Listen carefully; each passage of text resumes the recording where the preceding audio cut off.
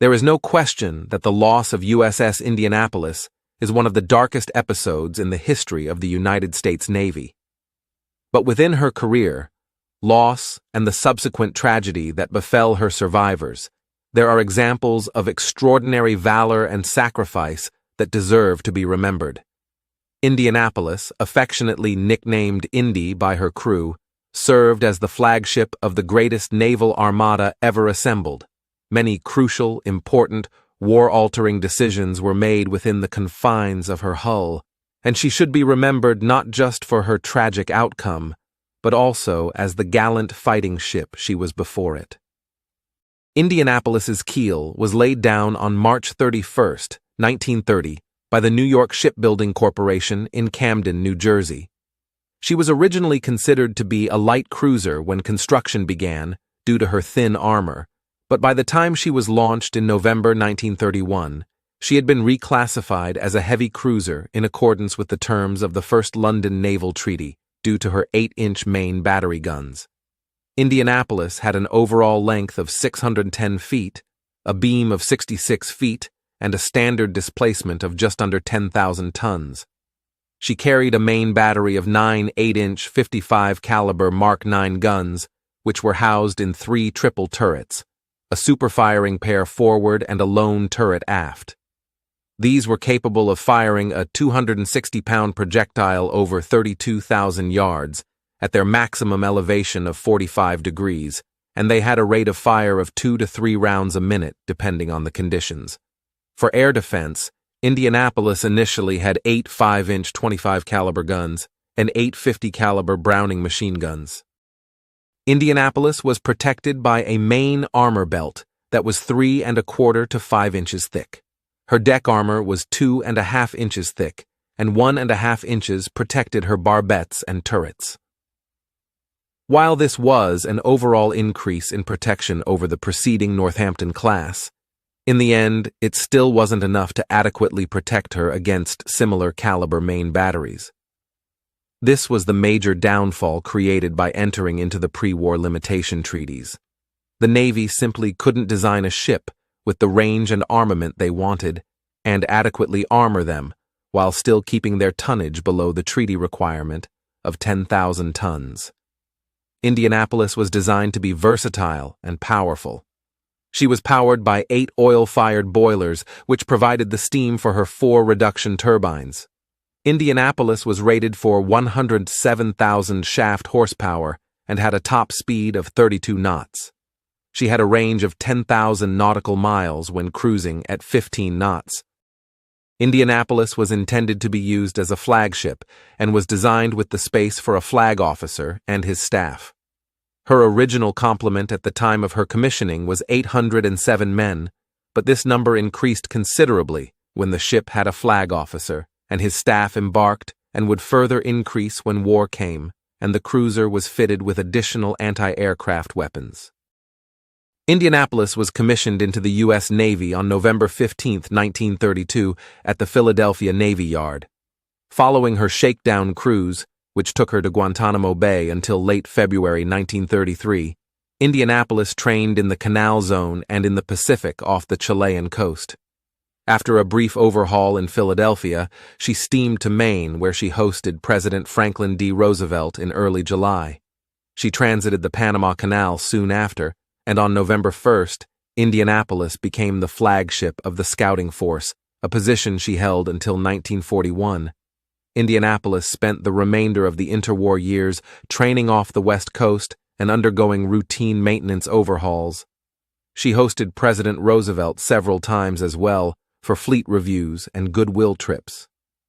On the morning of December 7, 1941, Indianapolis was conducting a simulated bombardment of Johnston Atoll when the Japanese attacked Pearl Harbor. She joined Task Force 12 the next day and aided in the search for the Japanese fleet until she returned to Pearl Harbor on the 13th. While underway on December 15th, Indianapolis joined Task Force 11, which was built around the aircraft carrier Lexington, as the unit was heading to strike Jaluit Atoll in a diversionary move meant to draw Japanese attention away from Wake Island so it could be reinforced. However, the raid was cancelled on the 20th, and the task force was ordered to cover the relief force heading for Wake. The entire mission was scrubbed 3 days later when the Japanese captured the island before the reinforcements could arrive. After returning to Pearl Harbor, Indianapolis spent most of January patrolling Hawaiian waters before departing with Task Force 11 on the 31st to patrol the South Pacific. On February 20th, as the force was getting in position to launch an airstrike on the Japanese base at Rabaul, they were attacked by Japanese bombers. Now void of the element of surprise, the raid was cancelled. Indianapolis continued screening Lexington, including during the strikes on Lae and Salamaua in New Guinea on March 10th, until being dispatched near the end of the month for an overhaul at the Mare Island Navy Yard. During this overhaul, Indy's anti-aircraft battery was upgraded by the addition of several quadruple 1.1-inch 75 caliber mounts and single-mounted 20mm Oerlikon autocannons. Upon the completion of her overhaul, Indianapolis escorted a convoy to Australia, then headed north for Alaskan waters. On August 7th, she bombarded Japanese installations on Kiska Island, and, although fog hindered observation, scout planes reported positive results. Indianapolis continued to operate in Alaskan waters into 1943, and while conducting a patrol on February 19th, she sank the Japanese cargo ship Akagane Maru, southwest of Attu Island. When challenged over the radio by Indianapolis, the enemy vessel had tried to feign a reply, but Indy's radio men realized they were talking to the enemy, and the cruiser's 8-inch guns made quick work of the Japanese ship. The Akagane Maru exploded with such great force and left no survivors. She was presumably to have been laden with ammunition. Indianapolis continued operating in the Aleutian Islands until late April, when she left for an overhaul at Mare Island. During this overhaul, her 1.1-inch quad mounts were replaced by quad 40mm Bofors mounts, and she received additional Oerlikon single mounts. After the work was completed, she headed out for sea trials and refresher training, before steaming to Pearl Harbor. Upon her arrival in Pearl, Admiral Raymond A. Spruance, who had spent the majority of his naval career on cruisers, chose her as his flagship in early August, when he was placed in command of the Central Pacific Force. On November 10th, she got underway for operations in the Gilbert Islands. She bombarded Tarawa on the 19th and provided fire support there until the island was declared secure 3 days later. Her next assignment was aiding in the capture of the Marshall Islands, which began on January 31st, 1944. Indianapolis bombarded the islands of Kwajalein and Roy Namur in support of the landings there on February 1st and provided fire support until both islands were declared secured several days later. In mid-February, Spruance temporarily shifted his flag to the battleship New Jersey, while the Fast Carrier Task Force raided Truk Atoll on the 17th and 18th. Indianapolis did not participate in the raid and instead supported landings at Eniwetok Atoll between the 17th and 21st. Admiral Spruance once again broke his flag in Indianapolis during late February, and on March 22nd, she departed Majuro with the Fast Carrier Task Force for strikes on the Western Caroline Islands. The Palaus were hit first from the 28th to the 30th, then Yap and Ulithi on the 31st, and Wolai on April 1st. After returning to Mare Island in April for an overhaul, Indianapolis returned to the fleet in late May and got underway on June 6th as the flagship of the newly designated U.S. Fifth Fleet to participate in the assault on the Mariana Islands. Indianapolis shelled Saipan in the days leading up to the June 15th amphibious assault and provided fire support once the troops were ashore. She rejoined her Task Group 58.3, though, on the 18th to provide additional anti-aircraft support during the Battle of the Philippine Sea, which took place the next day. During the battle, which would be dubbed the Great Marianas Turkey Shoot, Indianapolis splashed an enemy torpedo plane that was attempting a run on one of the carriers. She returned to Saipan on the 23rd to resume fire support duties there, and 6 days later shelled the nearby island of Tinian. she continued to support operations in the Marianas throughout July and into August, and became the first U.S. vessel to enter Opera Harbor since the Japanese had taken Guam in 1941. Indianapolis then bombarded and provided fire support for operations in the Palau Island Group from September 12th to the 29th. In early October, Indianapolis once again headed for the Mare Island Navy Yard and another overhaul. She rejoined the Fast Carrier Task Force on February 14, 1945, and resumed her role as Spruance's flagship while carrier planes conducted 2 days of airstrikes on the greater Tokyo area. Once these strikes were completed, Task Force 58 steamed to support the landings on Iwo Jima. Indianapolis was dispatched, along with the battleships North Carolina and Washington, to shell Iwo on the 19th and 20th. She rejoined her task group on the 23rd, and another series of airstrikes on the Tokyo area followed from the 25th through the 27th. Indianapolis was detached from the Fast Carrier Task Force in mid-March and assigned to Fire Support Group No. 5 of Task Force 54, the gunfire and covering force for the invasion of Okinawa. On March 26th, Indianapolis began pounding targets in the Higuchi Beach area and continued for the next 6 days. During this time, she was attacked numerous times by both conventional bombers and kamikazes, and she brought down 6 planes and assisted in splashing 2 others. But her luck would soon run out. On the morning of March 31st, lookouts spotted a Japanese fighter as it was about to begin its dive towards the cruiser's bridge. Her anti-aircraft guns opened fire, but within 15 seconds, the plane was over the ship and in an almost vertical dive. 20mm and 40mm tracers converged on it, causing the pilot to swerve, but he managed to release his bomb from a height of 25 feet before crashing his plane into the port side of the aft main deck.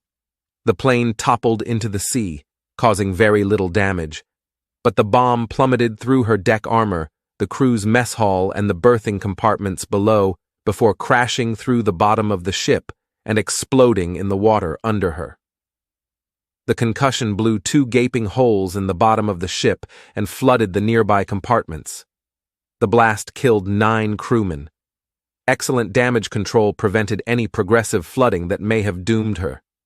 She had a slight list to her port side and was down slightly at her stern. Indianapolis immediately steamed to a salvage ship for emergency repairs. An inspection revealed that her propeller shafts were damaged, her fuel tanks ruptured, and her water distilling equipment ruined. Temporary repairs were made, and Indianapolis made the long journey across the Pacific to Mare Island under her own power for permanent repairs. After her repairs and an overhaul were completed, Indianapolis received orders to proceed at high speed, carrying a secret cargo to Tinian Island.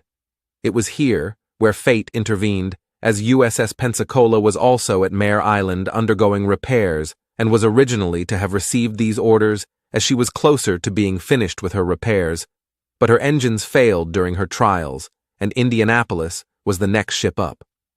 This is why Indianapolis forewent the normal post-yard shakedown period that every vessel undergoes.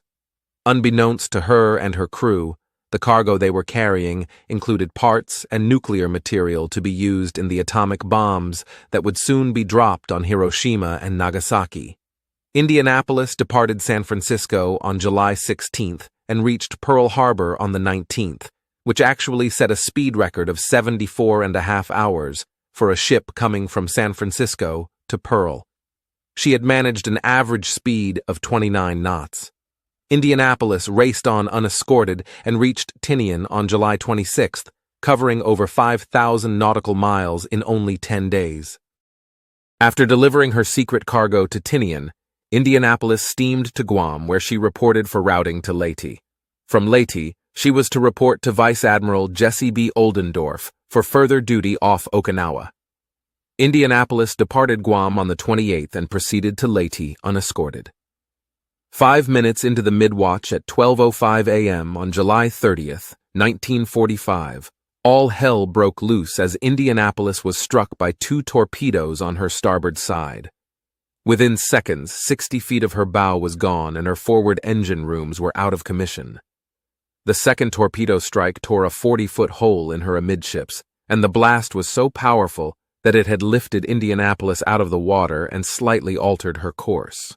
With the forward part of the cruiser gone and fires raging, rapid flooding, and her communications out, Captain Charles B. McVay immediately took stock of the situation and ordered Commander Johns Janney to race below to the radio room to get off a distress call broadcasting their position. Commander Janney would never be seen again. McVay believed at first that the ship could be saved. Other treaty cruisers had had their bows ripped off by long lances and survived. New Orleans and Minneapolis, for example. But reports from his damage control officer and executive officer soon convinced him of the situation they were facing, and he gave the order to abandon ship. As men began jumping into the sea, Indianapolis's list went from 15 degrees to 60, and then to 90 degrees in a matter of minutes, and suddenly her keel became visible. Within 15 minutes of the torpedo strikes, she completely rolled over, her stern rose high, almost straight up according to survivors, and she slipped beneath the ocean's surface. The ordeal for the men in the water was just beginning. Radio 1 had borne the brunt of the second torpedo strike, and the men inside Radio 2 had attempted to send SOS messages out, but they were not acted upon by any of the 3 radio stations that had received them. Now, 900 or so sailors were drifting in the middle of the Pacific Ocean, and nobody in the U.S. Navy knew about it.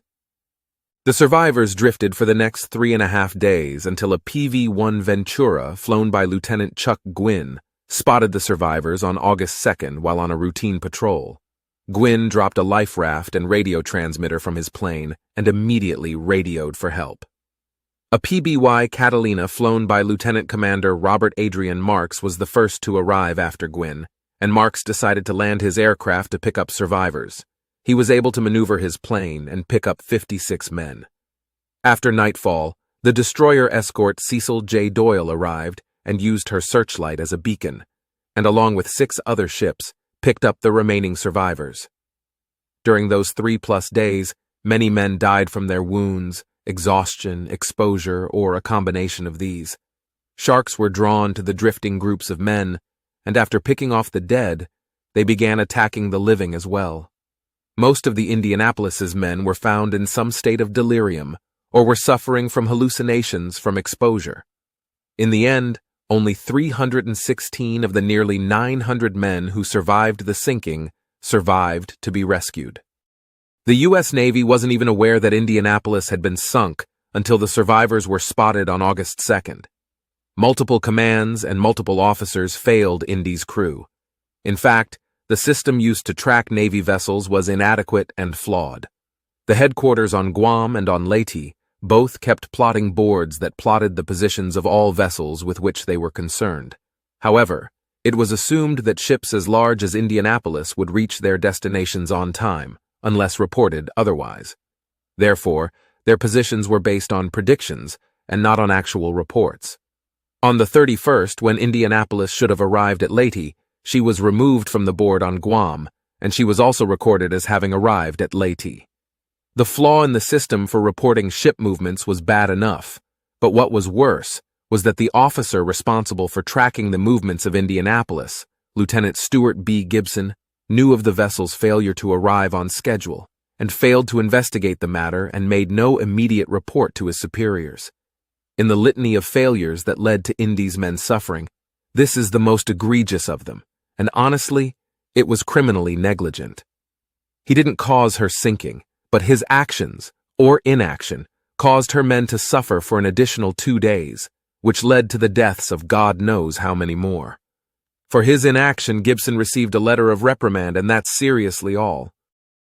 Some good did come out of this, though, as the ordeal of Indy's men led to the creation of the Movement Report System, which tracks U.S. naval vessels based on actual reports and not predictions.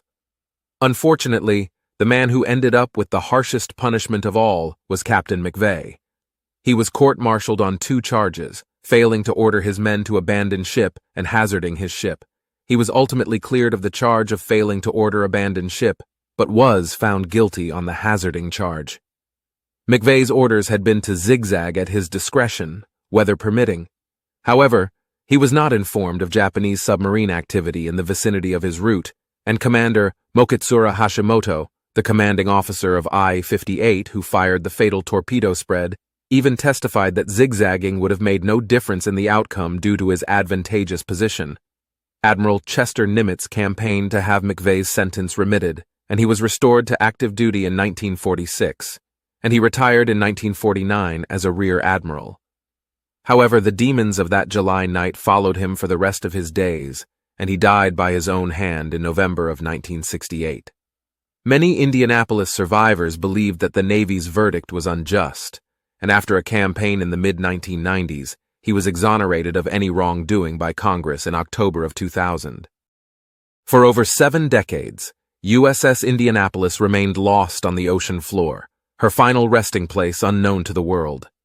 But in July 2016, new information emerged regarding her possible location when naval records were discovered indicating that LST-779 recorded passing by Indianapolis 11 hours before she was struck by the torpedoes. This information allowed researchers to determine that Indianapolis had been moving faster and was therefore farther west than previously assumed, as well as slightly off course. A year later, the wreck was located by the research vessel Petrel at a depth of 18,000 feet. Indianapolis is well preserved due to the great depth at which she rests in the Rocky Mountain ranges of the North Philippine Sea. The main part of the wreck lies in an enormous impact crater, and her bow lies 1.5 miles east of it. Her 2 forward 8-inch guns, which came loose when the ship rolled over, lie a half-mile east of the main wreck and mark her last position while on the surface. Indy's bridge lies in the debris field near her forward guns, and her aft 8-inch gun turret remains in place, though the roof has collapsed over time. Indianapolis was awarded 10 battle stars for her service during World War II. Thank you for watching, and as always, if you enjoyed this video, please hit the like button, comment, and subscribe so that we can bring you more content like this.